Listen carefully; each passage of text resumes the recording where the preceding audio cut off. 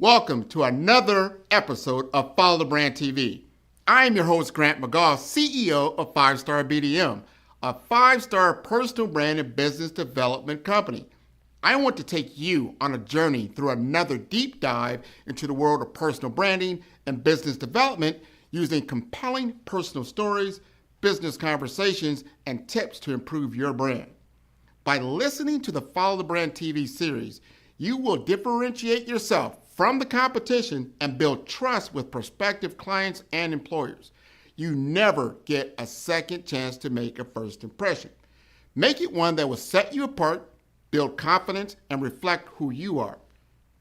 Building your 5-star personal brand is a great way to improve your skills and knowledge. If you have any questions for me or any of my guests, please email me at grant.mcgaugh@5starbdm.com. Now, let's begin with our next episode on the Follow the Brand TV.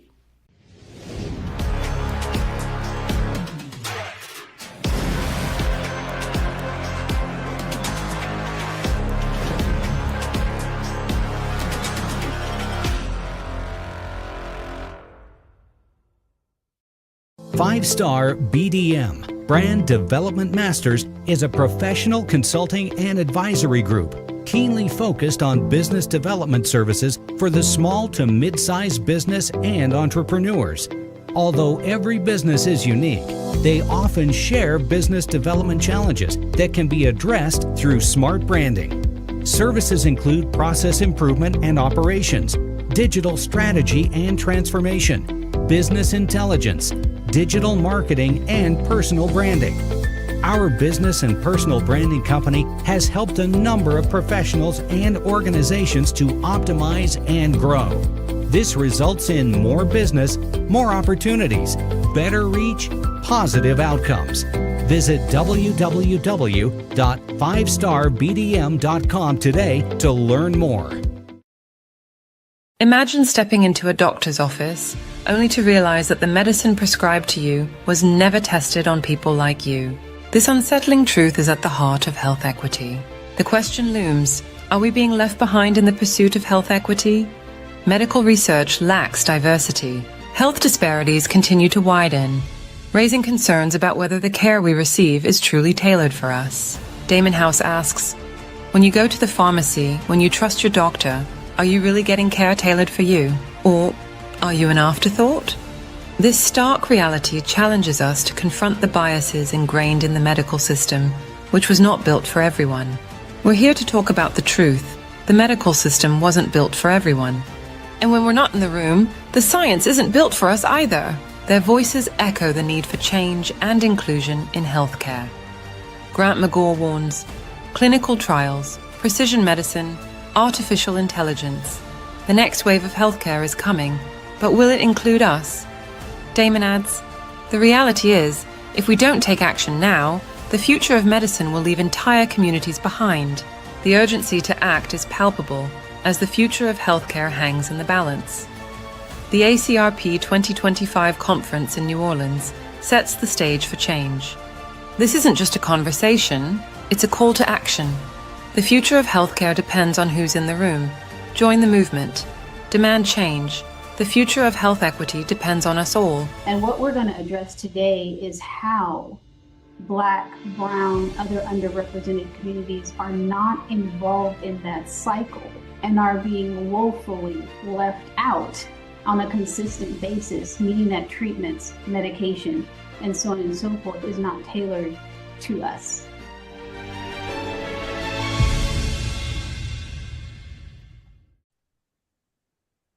Welcome, everyone, to the Follow Brand Podcast. I am your host, Grant McGaugh, and I get the chance to bring back two of my favorite guests.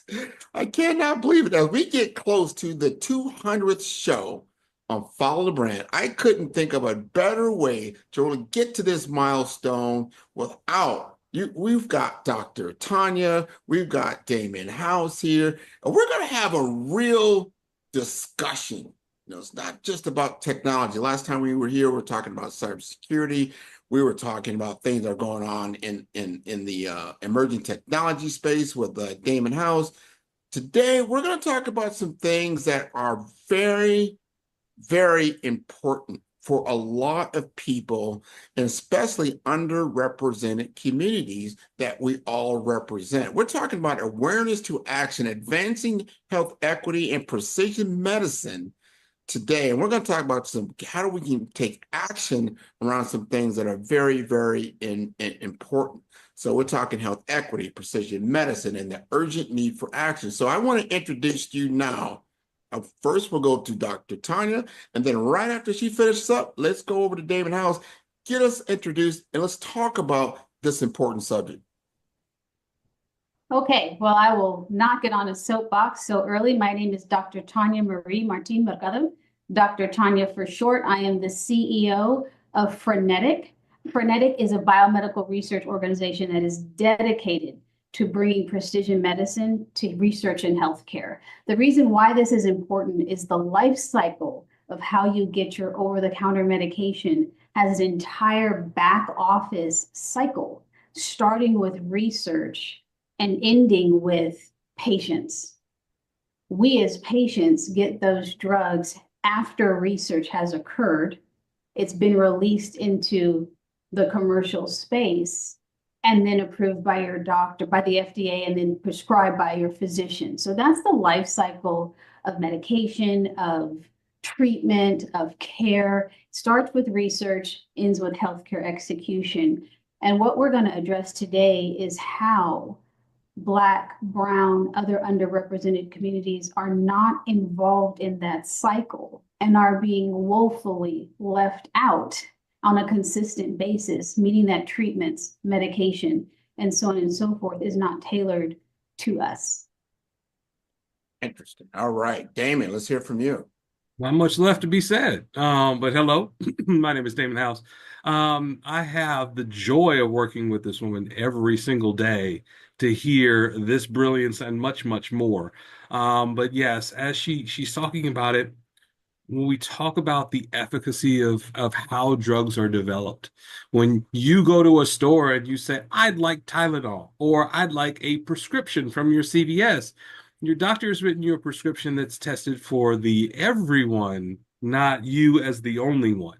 And so one of the things that we want to do is we want to definitely take a look and peel that back to understand what those differences look like.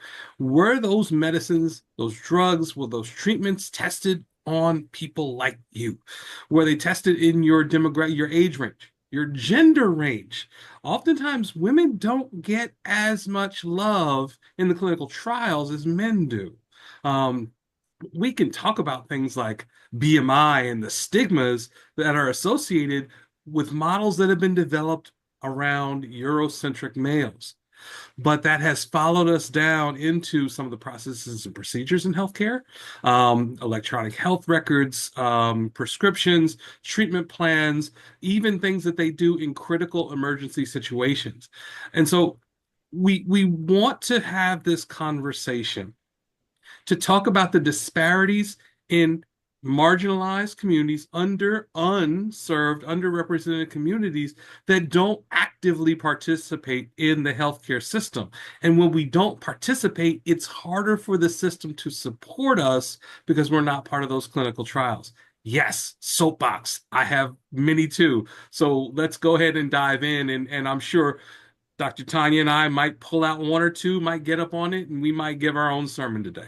Well, this is important. We've got to have these kind of discussions because they're not readily had, and we need to inform the public. This is why we have an open mic, an open forum. Now, you both are part of what we know as GLRF, which is the Gwen Lilly Research Foundation, which you started with the Frenetic, and then, Damon, you're the Chief Growth Officer there. But you both are going to be at the upcoming conference for the ACRP. Now, that's the Association of Clinical Research Professionals. Tell us about, first of all, why you started this organization and what is your intent at the ACRP? I'll go ahead and take that one. So I started Gwen Lilly Research Foundation, which is named after my mother and her favorite flower. I started that organization as a nonprofit to really focus where our for-profit could not. So Gwendolyn Research Foundation is the nonprofit philanthropic arm of Frenetic, and it goes deeper into the community to provide that education and that outreach, really focused on the nuts and the bolts. When we say translating research into care, that's actually going out into the community and talking about research, making it a little less scary, bringing that information and having conversations that you may not be having with your physician in a very practical way. So whereas Frenetic is focused on the science, the genetics and the genomics, and really getting deep into the research and provider side of it, Gwendolyn Research Foundation is taking that, breaking it down into actionable chunks. We're not just providing information. The goal is to give action around that. Okay, so now you know this. What are we going to do about it? What can you do in your community? What can you do in your family? What can you do as an individual, right? The Association of Clinical Research Professionals is the premier research conference. And as the executive director and president of Gwendolyn Research Foundation, where Frenetic goes, Gwen Lilly goes.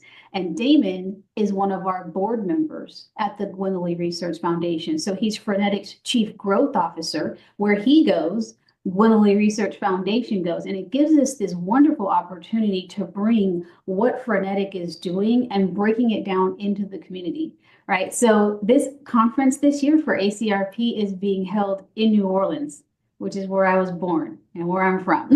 So there's a lot of personal attachment to the location, but it also gives us a very unique opportunity to leverage my friends, my family, and make them more aware. Our research, our academic institutions that we're partnered with, like Xavier and Southern there, we can give them some visibility into the research and the healthcare by actually being out in the community, which is the point. It's enough to, we're trying to move away from research constantly being in these circles and silos that the average person, just the average individual, isn't aware of. We're trying to make it more normal, making that accountability a normal part of your everyday. And the ACRP conference in New Orleans gives us just a unique opportunity to do that, not only because Frenetic is speaking as an organization, we have a booth, we have a presence there as an organization. I'm speaking, Damon is speaking on a larger stage with Dr. Claude Lewis Charles from Microsoft. They're sharing a tech expo stage. And we have a lot of activities planned just in and around the community. We're making sure we're having dinners that are at restaurants owned by community individuals. We're taking ourselves out and we're talking to members of the community. And even more fun, this is being held during Jazz Fest. So it gives us a big opportunity to, really be authentic in a fun way. And again, take some of the stigma, the scariness away from research and really give people a practical understanding of what it is. Damon, I'd love to hear your perspective on it because, like I said, I don't want to talk all day, but go ahead. Well, Jazz Fest, I promise we won't do any singing. I promise. We when we get down there, and I have to say Dillard and Grambling, because if I don't, then they're gonna get sore, they're gonna get upset. Right. I don't need the hate mail. We want to touch on minority serving institutions, and I'm sure we'll get into that in this conversation. But getting down there is an opportunity for us to see our peers in research, and I can almost guarantee there will be very few other organizations that look like us, that have the message, the passion, the mission, the vision, the goals like us. And she and I did a little bit of research in trying to find organizations that have labs that do the type of work that we do. And out of the 200 and almost 50 in the country, when you get a woman-owned, minority-owned, veteran-owned firm that's doing this work, that number gets really small really quickly. So this is an opportunity for us to get into these types of spaces and assert our voice and make sure that we're not belligerent, we're not angry, but we are assertive in the needs for democracy, for the democratization of clinical trials. We are assertive in the need for addressing the disparities in communities around health outcomes. And we are assertive in saying that we'd love to partner with other organizations that want to work together with us, but we need to make sure that we're all moving in the same direction.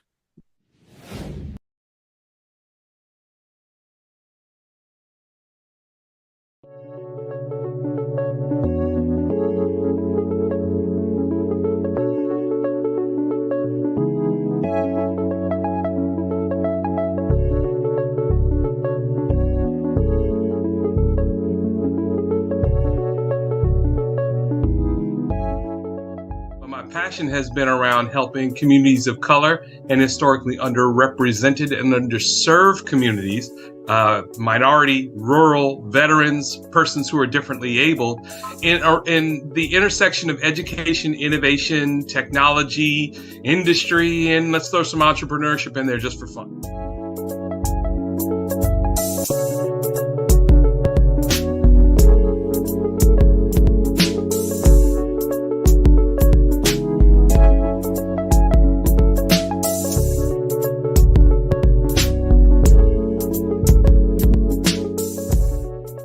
I want to see more around innovation, incubators, accelerators. I love the idea of going from innovation to commercialization.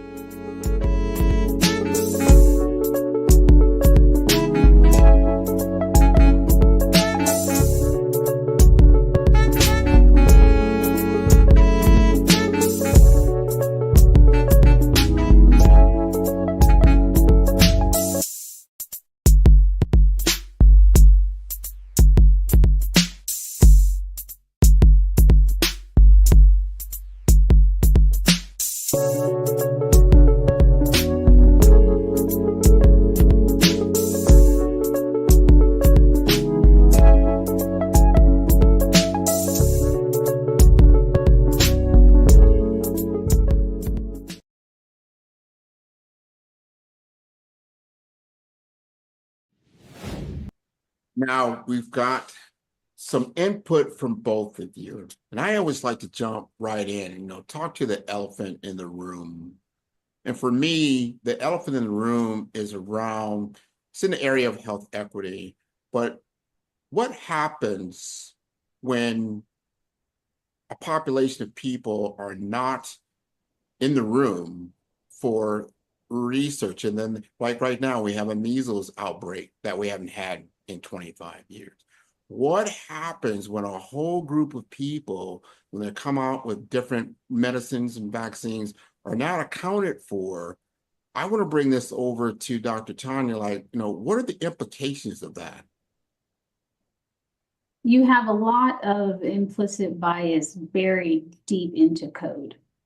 And what I mean by that is, when we look at some of the tools, and most people have been a patient, you have seen a doctor at some point in your life, even just to go to school in the US, so on and so forth.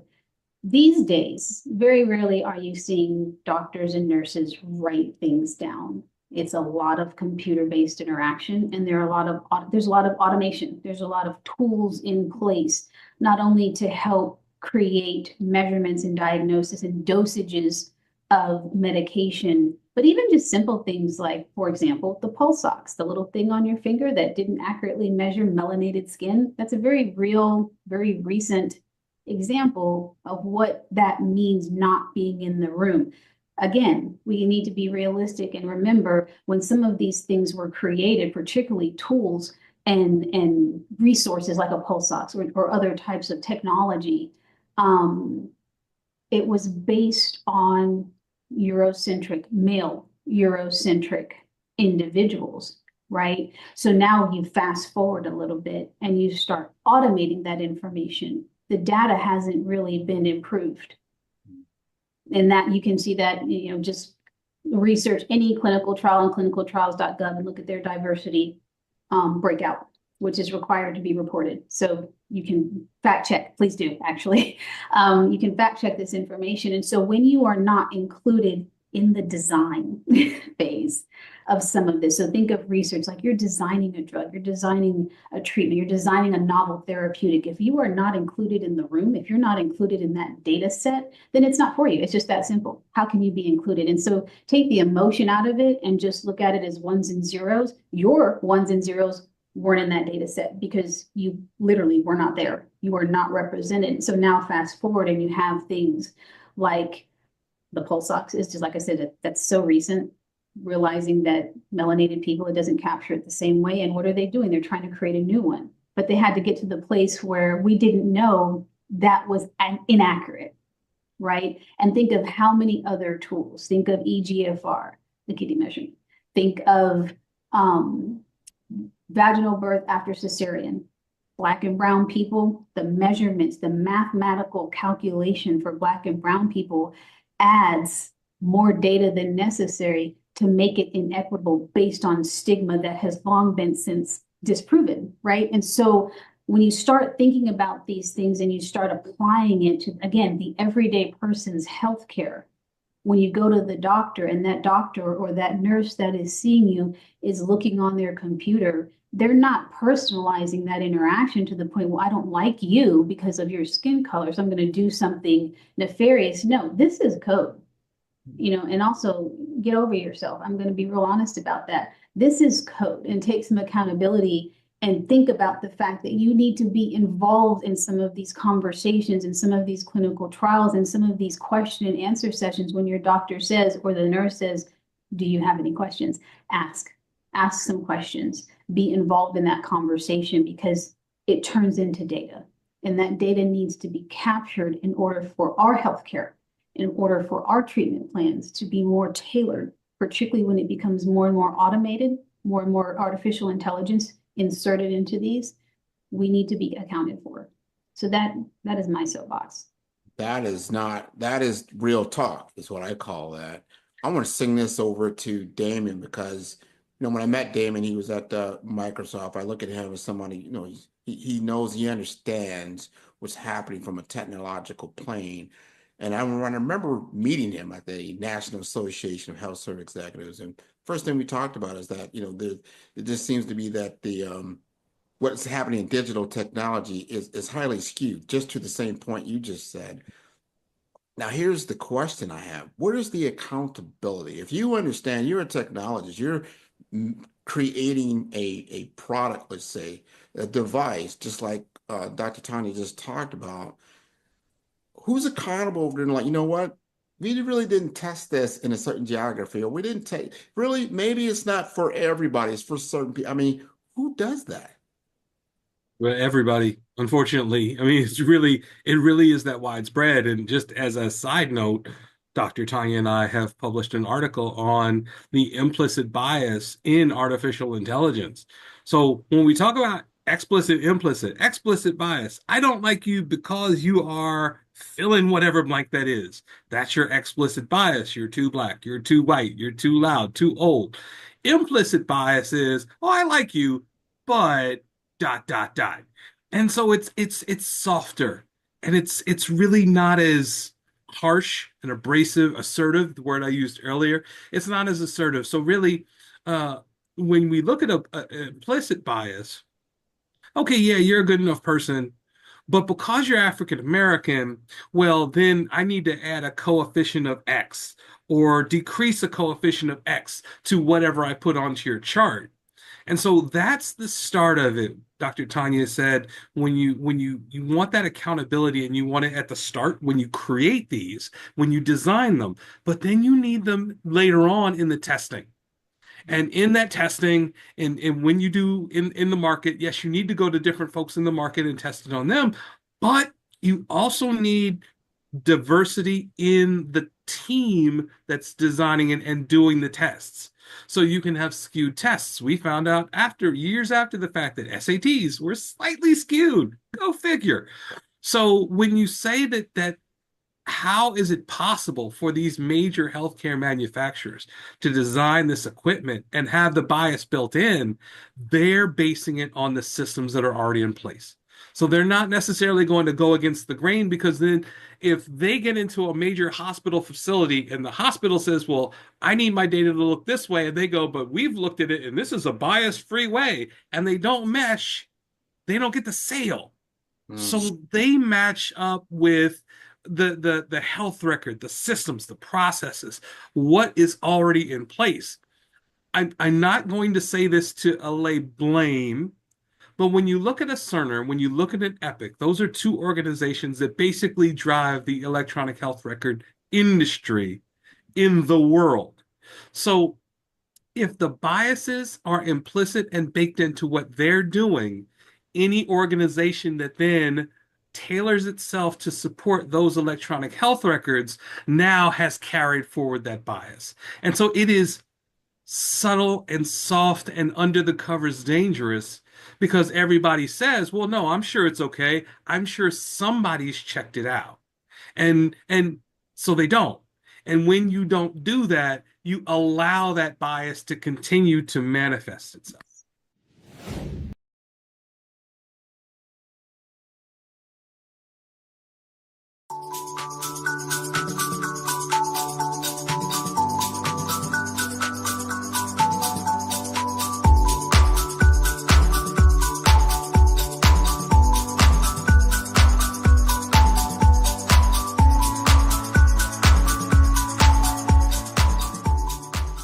I have my PhD in biomedical informatics, and I tend to focus and get really passionate around genomics, particularly when we talk about genomics for precision health, genomics for community and population health, so on and so forth, and some of the disparities and differences that manifest themselves in the human body based on your heredity, your ethnicity, your environmental impact and stimulus that's coming from outside of your control, and how that impacts the way you ingest medicine, the way your body takes in that medicine and delivers it throughout your cells.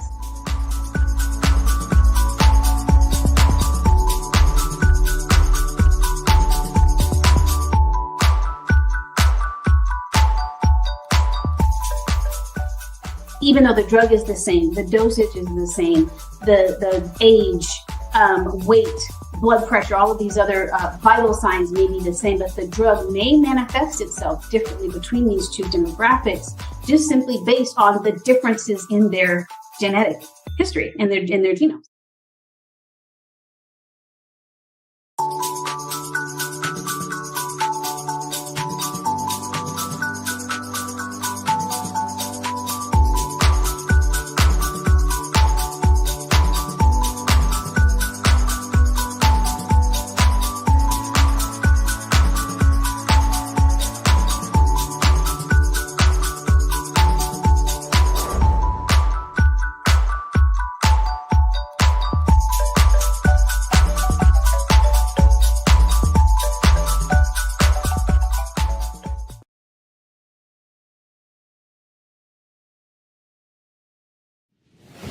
Man, wow, we need to get a handle on this. What you said there is like we're continuing the same problem that we had even before we had said technologies. It's the human bias that has been, and unfortunately, we have to go back to America's roots, let's just say that, and because they were separate and unequal. And, you know, even though you had laws in the books in the 60s, said certain attitudes still prevailed. And this is a case in point. And this had not for healthcare, but it was in law. Happened in Alabama when they were trying to implement well, they actually implemented an AI system.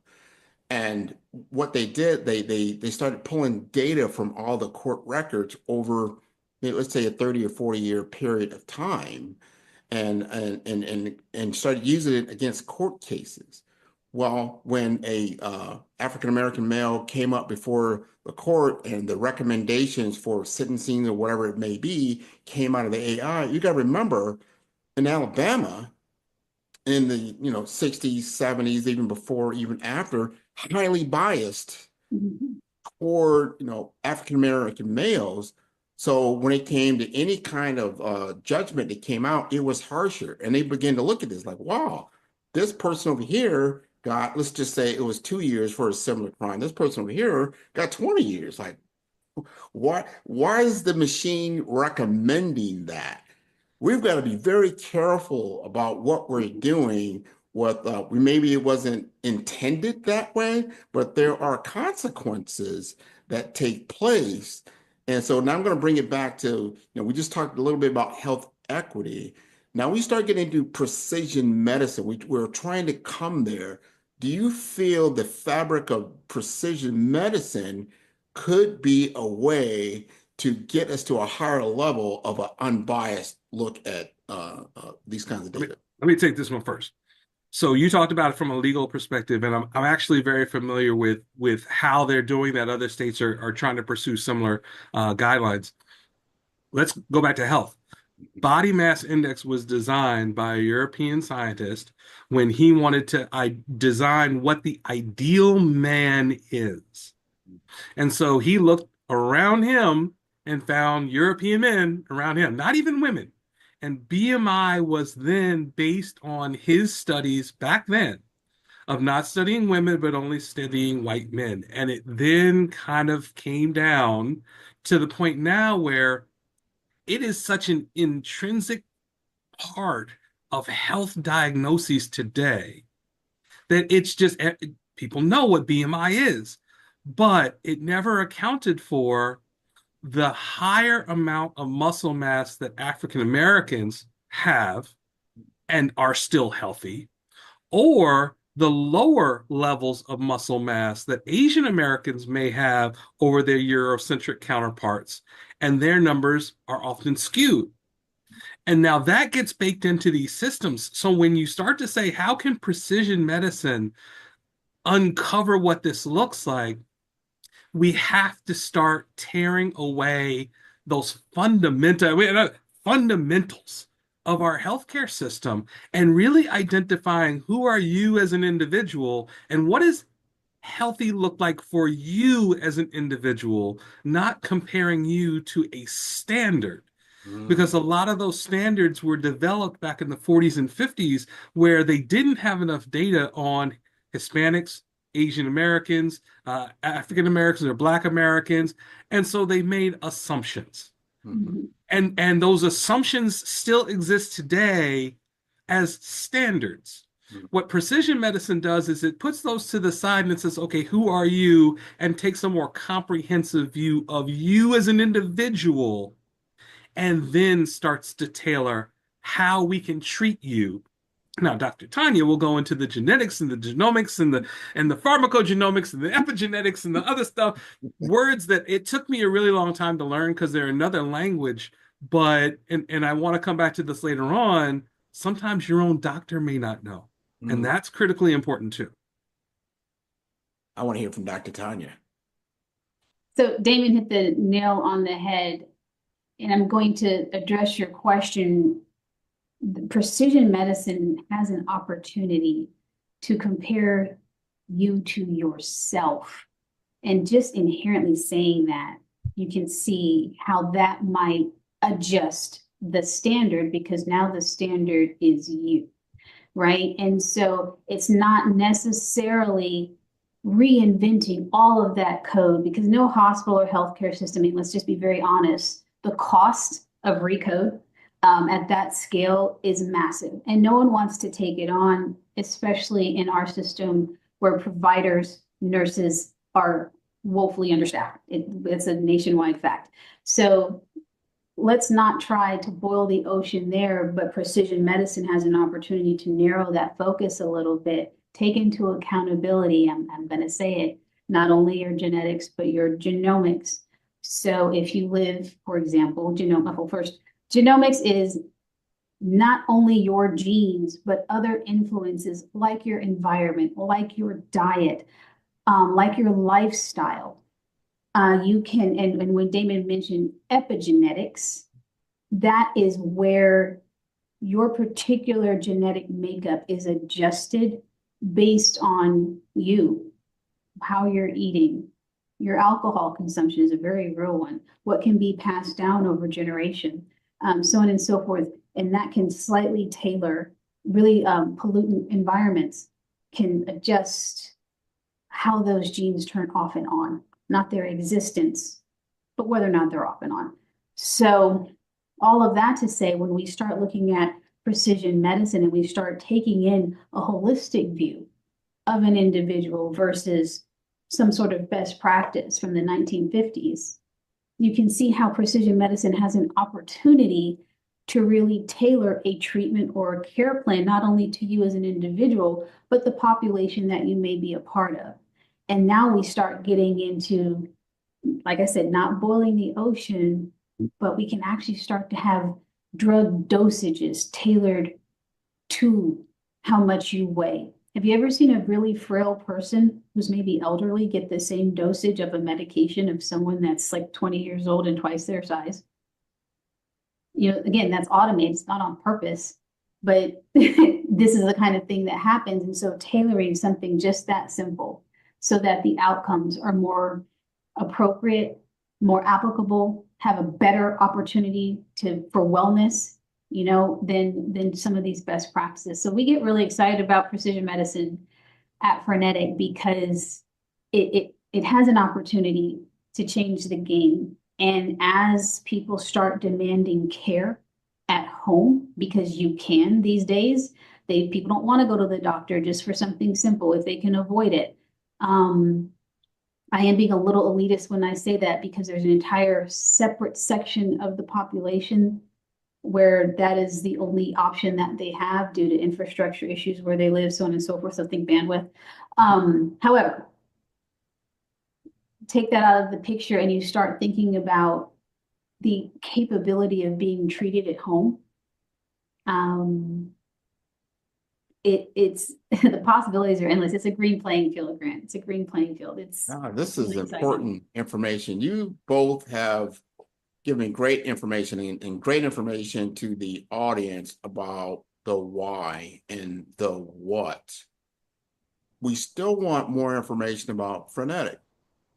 What is it that you are doing? How are you making a difference in this incredible world that we have of healthcare and healthcare delivery and research? Talk to us more about that. I'll let you start and then Okay. yeah. Okay. I sometimes say Damon is my interpreter. So I don't say that sometimes. I actually say that quite a bit. Yeah. So you've heard me say, you know, Frenetic is really applying precision medicine to research in healthcare, but how we do that is intentional. So if you are familiar with this particular industry, you'll recognize some of our capabilities, like having clinical genomics, a toxicology lab, clinical research, the ability to conduct clinical research, the ability to have data, high performance computing with that research data. What that is often done in academia. So think Johns Hopkins, Rutgers, Columbia. What we do is largely contained in academia, and we are bringing that out of that particular silo. There's nothing wrong with that. But again, our mission is to take these capabilities and bring them to all people, right? And remove some of those silos. So that's our how. And we had to look at where is the gap? You know, I've heard you say in the past, Grant, we need to own it. You know, we got to own it. And so how do we own the data? Well, the data in this life cycle starts with the sample collection, to be perfectly frank. So that's a blood, tissue, saliva, urine, right? That is a sample collection. We need to own that process, import that data into our software, into our data lake, right? Which is called iConcordia. That's our software solution. And we control that, and then being able to do something with that sample so we can sequence it. We have our own lab. We sequence that data to the depth and the capacity of the request. You know, everybody doesn't need to do a whole genome sequence, right? Sometimes you're just trying to find a biomarker, or you're just trying to find if you're predisposition to a particular condition, right? So all testing is not the same, but the point is we have the capability to do that.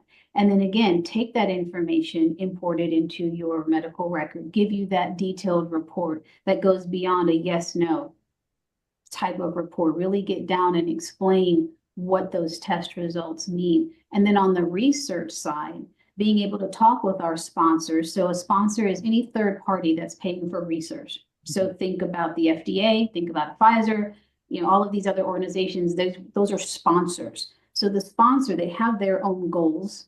And when they come to a company like Frenetic, they're looking for us to give them diverse data sets. How can we go out to our patients? How can we make whatever they are trying to produce? So think a new drug, new therapeutic, new something novel, right? We want to actually be able to communicate that to those physicians, to communicate that to those patients. And again, take it out of the suburbs, take it out of academic communities. That's Frenetic. And I know I'm giving like a 10,000 foot overview, and Damon hasn't given me the stop talking sign. We need that 10,000 foot.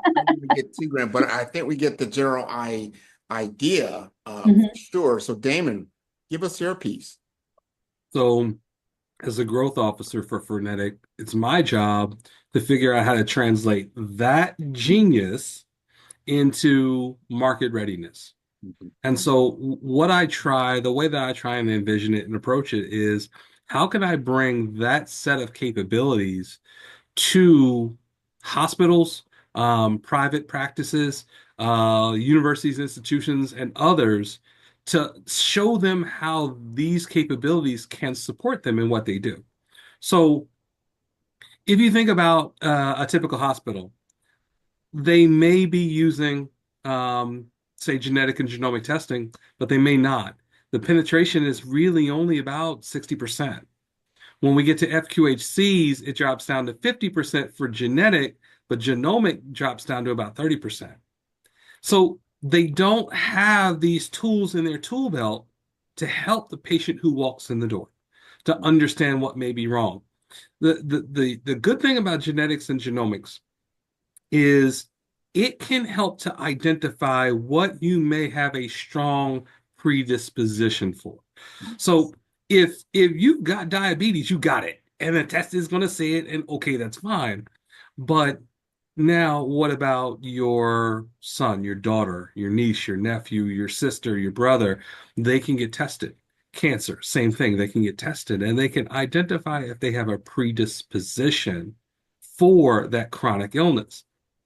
Well, if we're not using that as a tool in the tool belt, we're waiting for people to get sick. Yes. And when they get sick, we diagnose them, we treat them, and the costs are higher. But if we can proactively manage that wellness, we now have the opportunity to say, hold up. If you eat better, exercise more, do X, Y, and Z, you can kind of put that off for maybe another 5, 10 years, or maybe indefinitely. That begins to save an FQHC about $5,000 a year per patient. Yes. And so we want to increase the opportunities for that engagement. We also want to go to universities. And we are looking at the opportunity of going to a university and building a lab in partnership with them so that they can do the research. And where we can own and operate it, but they can get the benefits of having that laboratory right there as they go for higher research status, et cetera. A nonprofit who's doing the work in the community may not necessarily understand how genetics and genomics really can change a person's outlook when you factor in, say, the social determinants of health. So now we can educate them on how they can go to their churches, their synagogues, their mosques in their community and tell people what is available. So when they go to the doctor and the doctor goes, they say, well, I don't feel good. And the doctor goes, well, now you look, everything looks fine. I'd like to get a test.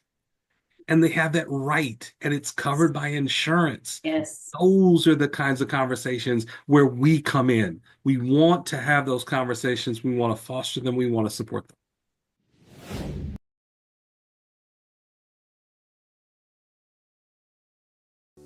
Follow the Brand TV broadcast host, Grant McGaw, as he visits with top executives and entrepreneurs to find out their secrets of success with their personal brand.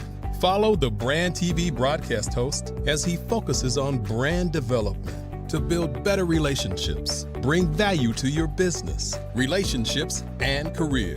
You will enjoy listening to each episode that is tailored to speak to you directly. If you're looking for this type of clarity in terms of building your brand, you have tuned into the right station. Each episode will help you to shape a conversation in the 5-star BDM network of 20,000 professionals and become a springboard for your corporate engagement and business opportunities. Each guest will frame their story in the areas of personal branding, business development, career development, financial empowerment, and technology innovation. Grant McGaw explains why he is the CEO and owner of his own professional career. Grant is an accomplished business leader and entrepreneur who wants to give back to individuals to grow their personal brand strategy. Tune in as he weaves his story about new possibilities, while to you exceed expectations. If you love storytelling, this show will make for fun. That's a lot to unpack.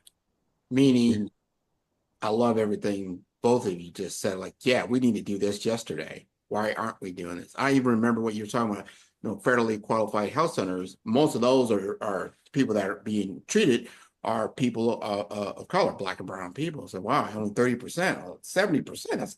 That's a huge amount of people that aren't being treated in that fashion. Lots of room for expansion in that area. I remember, and this is back in the 70s, I'll date myself, that me and my brother got tested just for the sickle cell trait. It's a thing, yes.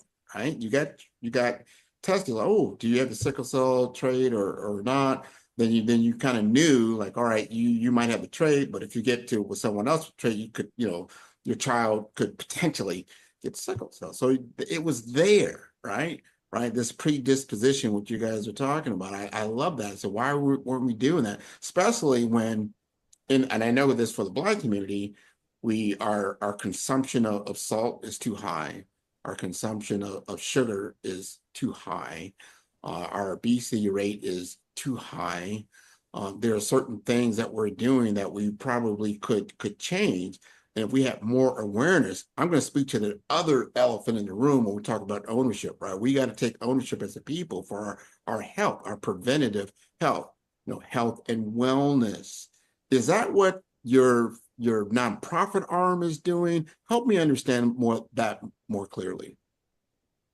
So Gwen Lilly Research Foundation, by the way, it's volunteer run and led, right? So that alone says we are really focused on getting the word out. So when it comes to what you just said, people not being aware, that's where Gwen Lilly Research Foundation comes in, not only for working with other community-based organizations, such as churches or other community-based groups. Think about, we were just contacted, this is a really recent anecdote. We were just contacted by an organization that is going through pre-clinical. They're just testing their theory on a particular solution. And they are leading with the fact they want to make sure their solution works in underrepresented communities. So they called us to see what was the best way to go about that and how could we assist them in getting in those rooms, because they were self-aware enough to say, we wouldn't be welcome because they're Caucasian. And I appreciate their candor. And there was no political correctness or beating around the bush. They want to make sure that what they are creating it's a new solution. They're looking for FDA approval, looking for, the whole thing. This is brand new, not on the market, not available. And they are leading with how can we get this into everyone's hands? How can we make sure that this works for everybody? And also we know that we don't know how to penetrate those spaces. Can you help? That is a perfect example of what our nonprofit arm does. right? Because frenetic is going to be focused on, well, we can help you with your clinical trial, right? But Winley Research Foundation is going to be focused on, have you tested this on different communities like deaf and hard of hearing? Have you tested this on communities that are maybe suffering from rheumatoid arthritis? Do they have the dexterity to use your solution, right? And just really thinking outside of the box. And then we start getting into, think about what I just said, deaf and hard of hearing, rheumatoid arthritis, especially early onset arthritis. Add into that equation melanation. Are you Black and brown plus some of these other conditions? So now you're adding in even more barriers and sometimes even more inequitable access to that care. So that let them know, are you thinking about how this is going to be insured? This has to be covered by CMS. This can't be only private pay or for people that can afford out of pocket, right? And so you start unpacking these conversations in a way that our nonprofit can do that our for-profit can, just naturally. Let me know if that answered your question. No, it certainly does. Damon, you got any addition? Really, not really. When we look at how this breaks down, she brings up a fantastic point, saying these organizations can come to us, and we welcome them. We want them to. I think one of the big challenges that we have in our community is we circled the wagons. We had some things go on historically, and everybody points to Tuskegee and they go, "Wow, that was it." No, there's been a whole lot more that's gone on, and not just the African American community, also the Hispanic, the Latinx community, the indigenous populations. Circle the wagons. Say, okay, no, we don't trust you as an organization. We don't trust that you'll use our data correctly. We don't trust that you have our best intentions at heart. And as both organizations, we want you to come to us. We want to have that conversation. We want you to believe in our community enough to take that time and that consideration, and we want to help. And that's part of the reason why when we look at universities, we want to work with the universities to develop the next generation of researchers, of clinicians, of community outreach experts, of people who care and give a toot about healthcare and health outcomes. Yes. We want people, invite people, beg people to come and speak with us so that you can learn some of the statistics that we've pulled together around the disparities in gender, in persons who are differently abled. It's a fascinating statistics show. We almost expect that in the inner cities, the inner cities, there are going to be health disparities. We know that, but the numbers are very eerily similar to the same disparities in rural areas. And we know that the populations are very different.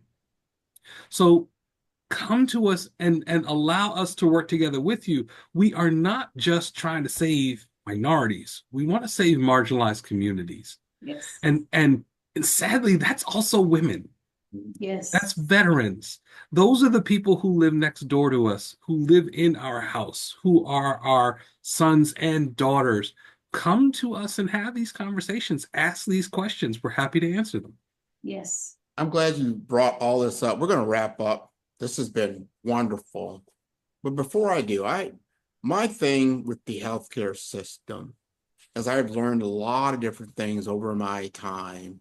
And I've heard a lot of different voices, and I hear this historical context. And one thing that I have come to, especially during the COVID time period, when it was starting to come out, and they were saying certain things that you're saying, like, there's just a disproportionate amount of people being affected by certain things that aren't with others.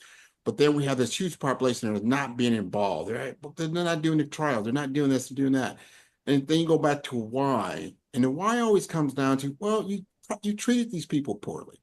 Let's just call it, when you treat this population poorly.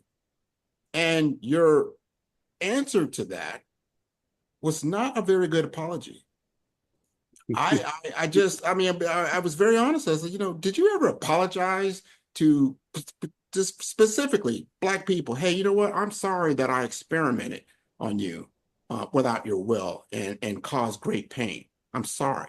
I'm sorry that I caused great pain in cervical cancer when I, illegitimately was taking your cells from your body without your knowledge. I apologize that the Mayo Clinic that was founded, in Minnesota was founded on 38 Native Americans that were hanged and then their bodies exhumed without the tribal knowledge. I'm sorry. I did not hear that, or I didn't hear it loud enough to where it made a difference in those populations, because it's not so much you said you were sorry, but did you take any action behind it? What did you do? Or you just left it the way it is, and then if you leave it the way it is, you're going to keep getting the same result. So I applaud what you're both are doing. Before I let you go, you've got to tell us how to donate, because you said it, before. One is a for-profit, one is a nonprofit. How do we donate, to your organization? You can donate to Gwen Lilly Research Foundation. It's a tax-deductible donation because it is a 501c3 or organization. So your donations are all tax-deductible.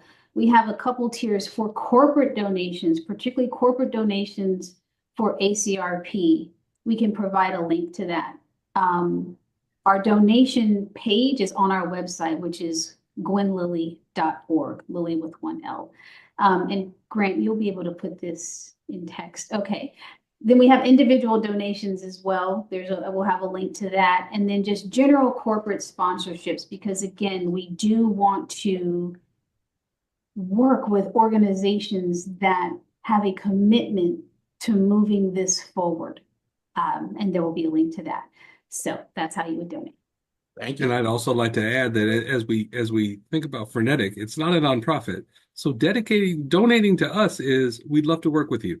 We'd love to be the organization to provide your testing for you, be it basic clinical diagnostics or next generation sequencing. We're developing mobile laboratories where we can partner with you, if you're a provider, if you're a university, to go out into your community and provide these tests on site in the community. So you don't have to get people to come in. We'll go to them and we'll do it right there. And in under an hour, we can tell you, oh, okay, hey, wait a minute. Let's have some conversations. Let's talk about some things. So that's how you can work together with Frenetic as well.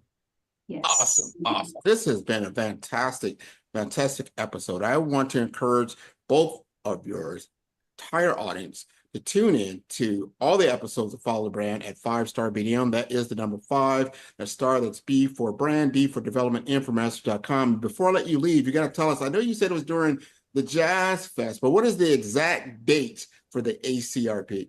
April 24th through 27th, 2025 in New Orleans. The conference will be held at the Hyatt Regency New Orleans, and we will be spot and center. We cannot wait for this. Les Le Bon Temps Roué. All right. I love it. Thank you again for being on the show. Take care, and we will see you soon, hopefully sooner than you think, in New Orleans. Yes. Man, who's your favorite podcaster? Man, Grant, man. I love Grant's podcast. Well, who's Grant? I'm going to send you the link. I love Grant. I love the interview. I've done a lot of these, and this is a great one. It's always great to talk to people who know what they're doing, and it's clear you're a great host, and you've done this many times before. I feel great that we're having this conversation here. Met a new person in business who I previously didn't know. It was an amazing podcast. Grant is an amazing interviewer. I learned a lot. I really enjoyed this. Great questions, great talk track. Super appreciate you having me on. It's been a very fun episode to talk about a lot of things that I don't always get to dive into. So this has been a fantastic conversation. I wouldn't be where I am here today, of course, not on this stage. However, not in my current business projection and my current business model without working with you. Grant McGaw, CEO of 5-Star BDM, is turning heads in the healthcare and information technology sectors with his groundbreaking approach to personal branding and business development. By challenging conventional strategies, he's setting a new standard for how executives present themselves and their businesses to the world. McGaw's expertise isn't just about standing out. It's about strategic guidance, generating leads, and building networks that propel executives beyond their competition. His focus on authenticity allows leaders to leverage their unique stories, driving exponential growth and success in their industries. Beyond branding, McGaw is a fervent advocate for diversity, equity, and inclusion in the workplace.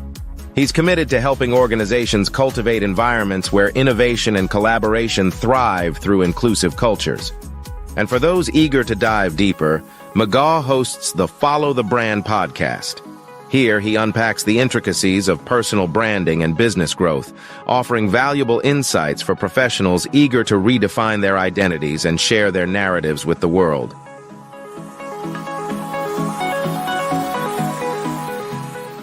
Tune in for our next show or click on our website at www.5starbdm/followthebrandtv. Thank you.